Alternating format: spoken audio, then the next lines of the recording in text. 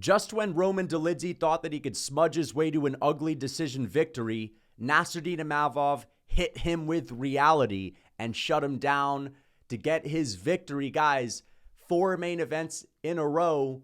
For me, the Lucas Tracy curse is dying out. We went 7-3 on this card overall, and I'm going to break down and recap all of the relevant fights that happened tonight.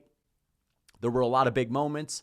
The MMA Guru got a call out from Renato Moicano. Moicano is back in the win column. Themba Gorimbo is back with the finesse.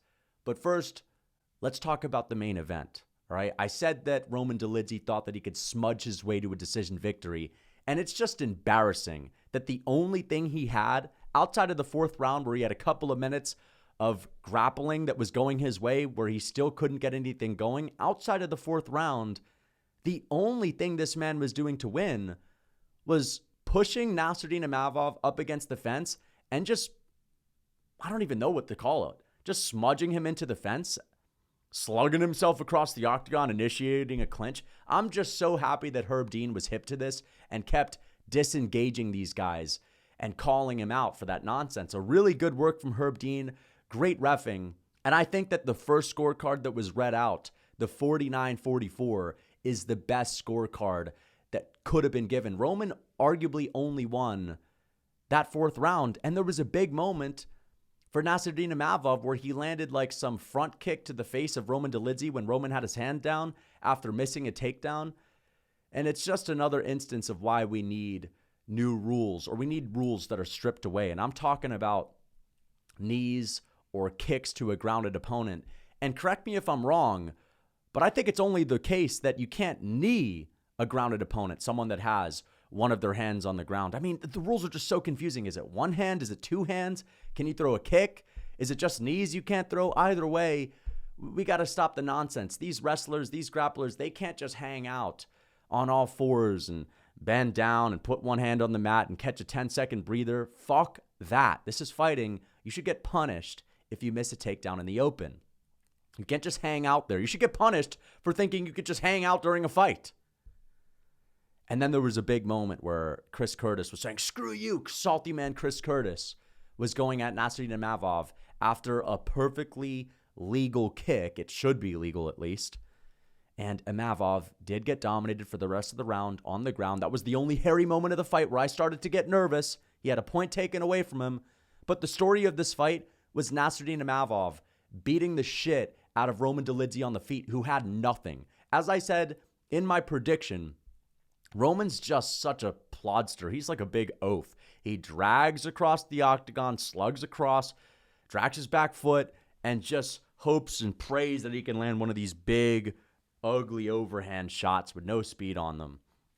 And Imavov, say what you want about his gas tank, say what you want about his decision-making abilities in the later rounds when he starts to get tired, he does have very slick striking. And that was on display because he kept cracking Roman Dolidze down the pipe with straight shots. He was killing him with the right hand. He was killing him with knees to the body.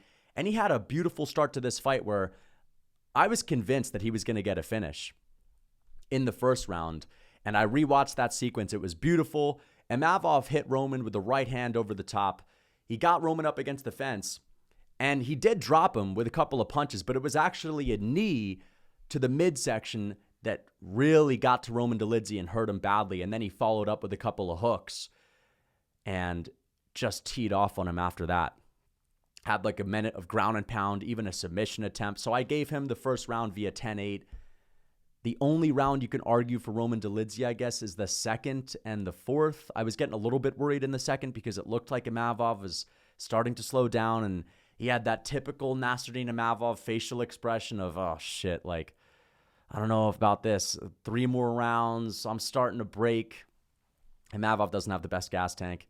But I'm happy that he could survive this, and he was skilled enough to at least keep the fight standing. And again, there was nothing that Dolidze was doing to him in the clinch. So I want to see Imavov fight the loser of Marvin Vettori and Brendan Allen. And I think that's probably going to be Marvin Vettori. I think that's the fight to make next. And he didn't take a lot of damage in this fight, to be honest. So he should be ready to go soon.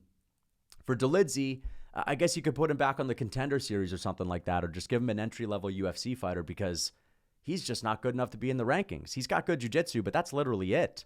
And the guy has nothing on the feet. He's tough. He's a bruiser, but just a complete lack of skill. And for someone that's dedicating their life to MMA, it is kind of surprising to see a guy like that get so far. Of course, he's one-dimensional, and if he gets you into his area, which is the grappling, he is a killer, of course. I mean, Imavov is not a bum on the ground, and he was kind of struggling in different moments to make anything happen down there. He was struggling to get out of submission attempts. But if you've got okay takedown defense and okay striking, you're going to be able to beat Roman. So I put the blame on Roman Dolidze for making that fight boring. I know people are going to say that fight sucked. Imavov's trash. I mean, he's not that great. I don't think he's going to be a champion. I don't think he's going to be a top 5 guy, but he clearly is slick on the feet. And the only issue is his gas tank. His grappling is actually kind of nice. I mean, he wasn't toast on the ground like Hermanson was. He survived well down there. And it wasn't his fault. This fight was slow. It was Roman Dolidze who just kept initiating the clinch and doing nothing with it.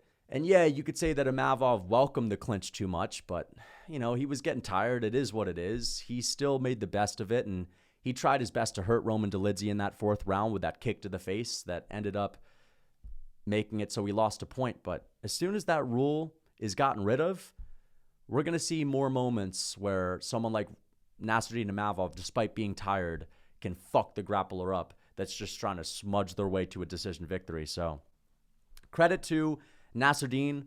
I'm happy to get another main event right, but let's get on to the co-main event. Renato Moicano beats Drew Dober in a very close fight. Dober had all the big moments on the feet. The way that I scored this was I gave round 1 to Moicano, round 2 to Drew Dober, and round 3 to Renato Moicano. Round 1, Moicano looked a little bit weird on the feet, looked a little slower than normal. There were some close striking exchanges, but Dober started to land some big shots, flush on the chin of Moicano, but Moicano eventually got a body lock and took Dober down, got him into the half guard position. Even at the end of the round, he threatened a rear naked choke. I think that was his best work in the first round. So I gave him the first round because the striking exchanges were close, and Moicano did land a couple of ground and pound strikes, and I think he had a submission attempt. The second round, even though we saw Moicano control the majority of it, Dober did hurt Moicano on the feet in the beginning of that round, and he was visibly shaken up. And Moicano gets a hold of Dober, takes him down, puts him on the mat, starts landing some little pitter-pat shots. Dober gets up to his feet, and Moicano goes for another takedown. Dober reverses him, gets on top of him, and he starts landing good shots of his own, and he even cut Renato Moicano open, and he was leaking. Now, it could have been a headbutt, fair enough, but the judges are going to look at that, and they're going to say, well, that's a lot of damage right there. One guy is bleeding. One guy got rocked. I gave that round to Drew Dober. The third round was close, too, because like the second and like the first, Dober was doing good work on the feet. He was slightly ahead. He had landed some big flush bombs on the chin of Moicano, but Moicano got the takedown. There were still 3.5 minutes left in the round. And, people in my chat were saying he's wet blanketing. He's not doing anything with this. You're happy to see this, but you shit on a guy like Alexander Pantoja. He wasn't just wet blanketing. When I say wet blanket, and I rarely use that term, I'm really talking about fighters that don't do anything. They don't opt for little pitter-pat shots. They don't look for submissions. They're not looking to transition into good spots. And Moicano was doing all of that. He had a submission attempt in that round. He went for an arm triangle. He was throwing little pitter-pat shots, and even though he got out-damaged by Dober on the feet a little bit, he still landed a couple of strikes. And on the ground, he was landing some decent little ground and pound strikes. Now, of course, they're not that damaging, but, not everything has to be a shot that rocks someone in order for us to score it. All right?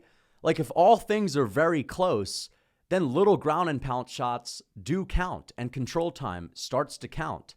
And so he had like 3 minutes and 30 seconds of control time, little pitter-pat shots on the ground. I think he started to bruise up Dober's face a little bit, and he was making it a very physical fight, and so I gave him the fight. Did Moicano look that great? To be honest, he looked slower than ever, and his grappling saved him here, and it was a very close fight, but Drew Dober is still a killer on the feet. I don't think that Moicano is going to make a title run. He's not looking that great, but he got a well-deserved win, a hard-earned win. And then he gets on the mic, and not only does he says he wants to be a cop so that he can take people out, which was very interesting. And he said that his dad is 65 and just had a kid, and he's going to go home and impregnate his wife. And then he calls out the MMA Guru. He calls him a fat pig. And I forget exactly what he said after that. I think he just said he wants to fight him, but that's really good for the MMA Guru. He's probably going to try to get an interview soon. And Moicano told everyone to subscribe to his YouTube channel. And I'm glad that he's back in the equation because he is one of the best personalities in the lightweight division. He's got charisma. He's fun on the mic. He's got a fun fighting style. Yeah, he did play it safe in this fight, but he still traded with Dober a little bit. And maybe he's just got a little bit of ring rust, and we'll see a better version of him next time. The guy that I would like to see him fight next is Dan Hooker. That's the fight that I'd like to see. And for Dober, I guess he can fight down the rankings. I'd like to see him fight an Elvis Brenner. So overall, a decent fight. There was a lot of grappling where there wasn't a whole lot going on. The only thing I was confused with was Moicano was opting for half guard when he had opportunities to get into side control. In the second round especially, this was really confusing to me. He takes Dober down. He's there in side control, and he gets into half guard. I would think that side control gives you a better opportunity to try to get into mount. So that was a little bit confusing. I felt like maybe if he was in side control, he could have had a better chance to finish the fight on the ground. And I thought that if he were to take down Dober, he would be able to finish him on the ground. So he looked all right. Still a little bit of a sloppy fight, but let's get on to the next one. Randy Brown slumped out Muslim Salikov. Pillow Hands Brown finally gets a KO. Really slick right hand. Muslim Salikov is doing pretty well, but excellent win for Randy Brown. Who should he fight next? Let's just matchmake for Randy Brown real quick. I'd like to see him fight Michael Morales or Kelvin Gastelum. I'd like to see him fight Morales or Kelvin Gastelum next. And that sucks for Muslim Salikov. He got absolutely slumped. We also had Karine Silva. She beat Arahu. Blah, blah, blah, blah, blah, blah. McCann destroys Belbita. Let me just talk about this real quick because people shit on Molly McCann all the time. And I'm going to just be honest. I'd rather see Molly McCann fight than Zhang Weili. All right? It's time that Molly McCann gets some respect because people are always talking about WMMA fights being boring. All right? As soon as someone like Molly McCann comes in and she actually tries to talk shit and she tries to be charismatic, to give us moments on the mic. All right, she's loud. I understand it could be a little bit annoying, but at least it's something. And when she fights, even if she's not that good, even if she's crushing cans, and she's going to get destroyed if she fights anyone that's got decent grappling, all of her fights are entertaining. And when she's fighting in a striking battle, she just goes all out, balls to the wall, looks to knock her opponent out. She's probably one of the most entertaining women's fighters in the game, right? The people that are going to hate on Molly McCann, they're going to root for a boring-ass fighter like Ariana Lipski to beat her just because Ariana Lipski looks better or whatever. Someone like Karine Silva's, oh man, Karine's a beast, but if Molly McCann's fighting, I hope she gets fraud checked. Why would you want her to get fraud checked? She's already been fraud checked. We know she's not that good. Why don't you want to root for the very select few truly entertaining WMMA fighters that just goes out there and slugs? I always say things like, I hope these people put us out of our misery, the WMMA fighters, because it could just be a real drag to watch them go out there and fight for 15 minutes. And Molly McCann actually freaking imposes her will like no other, and she's willing to get knocked out. And so she has entertaining fights. She talks shit. So what if it's cringy? Juliana Pena's a little bit cringy, but at least she's giving us something to work with.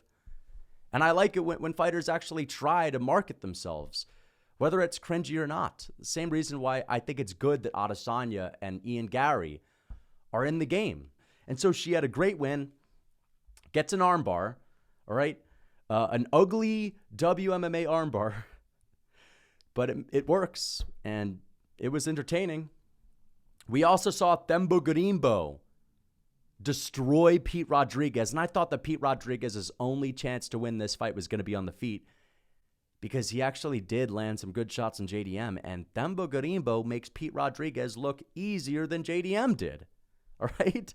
He went out there, clipped Rodriguez with a knee and a hook, and then catches him with an overhand right, the classic taking his head off the center line, coming over the top with an overhand, smashes Pete Rodriguez, lays him out with some ground and pound follow-up shots. And that's the danger with the Themba Gorimbo fight, is these guys go in there and they're thinking of Themba, little old Themba. He's so nice, he's so humble. They don't think that he's going to start that fast and try to go in there and knock you the fuck out. And that's exactly what he did. So I'm sure that he's going to try to negotiate his contract with the UFC. He's going to try to finesse something there. And maybe the UFC is going to give this man a big main event. Either way, he's 33 years old. He's not getting any younger. I'd like to see him fight someone like Joaquin Buckley. Bump him up the rankings, Joaquin or Alex Morano. That's a guy that has a good guillotine, and Themba's not going to be able to push him around on the ground. It'll be interesting on the feet. But keep your eye out for Themba. He is getting a lot better. His striking looks to be improved.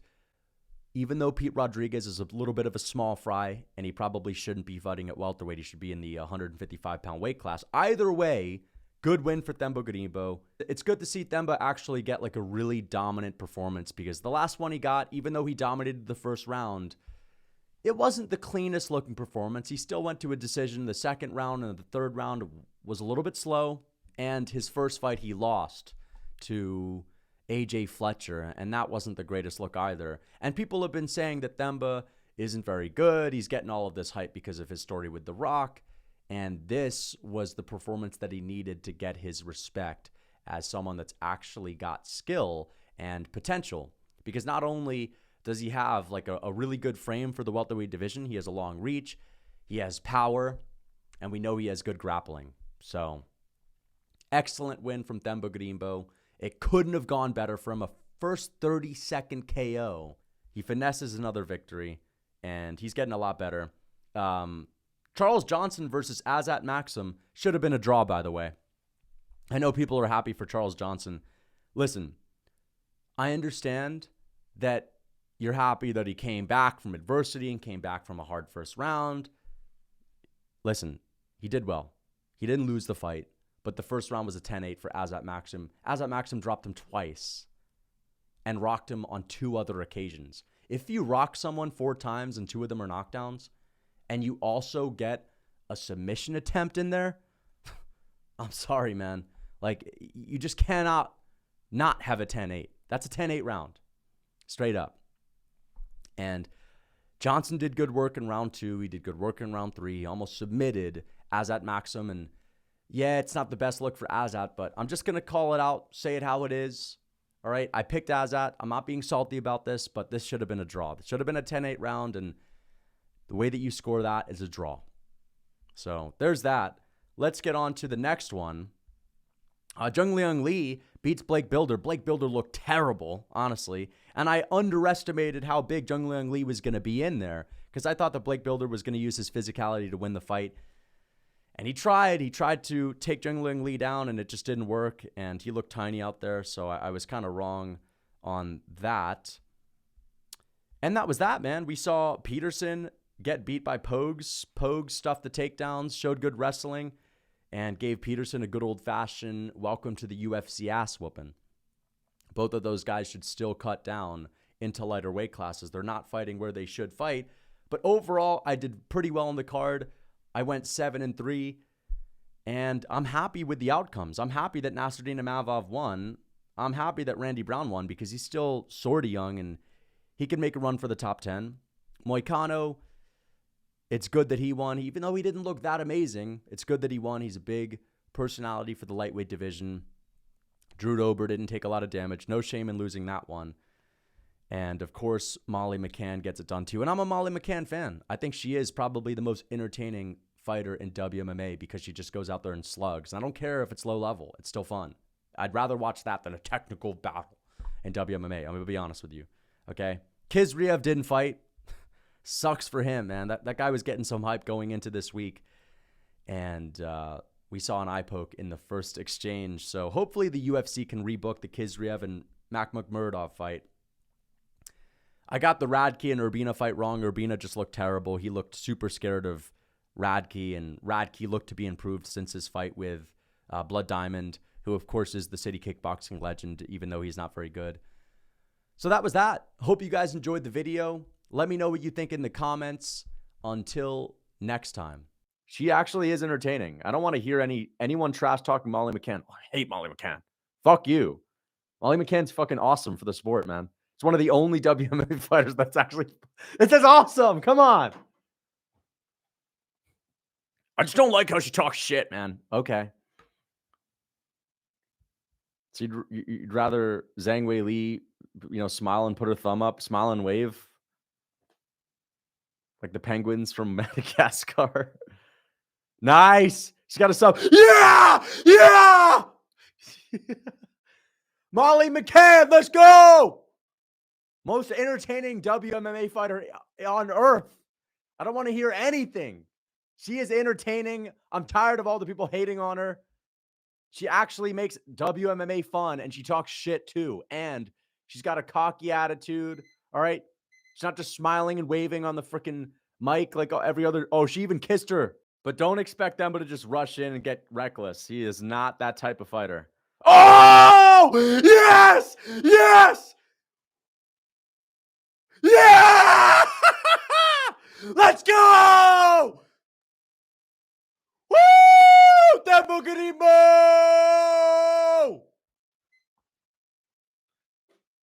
Finesse! 47, whatever. Yeah, let's go! Woo! Woo-hoo-hoo! Yes! This is satisfying, guys. 4 main events. Such an easy pick. I know you're saying that. I mean, yeah, it was an easy pick. It was an obvious pick, obviously, but I'm happy I got it right. There were a bunch of flukes last year. I'm still recovering from fluke year. I'm pretty happy about it.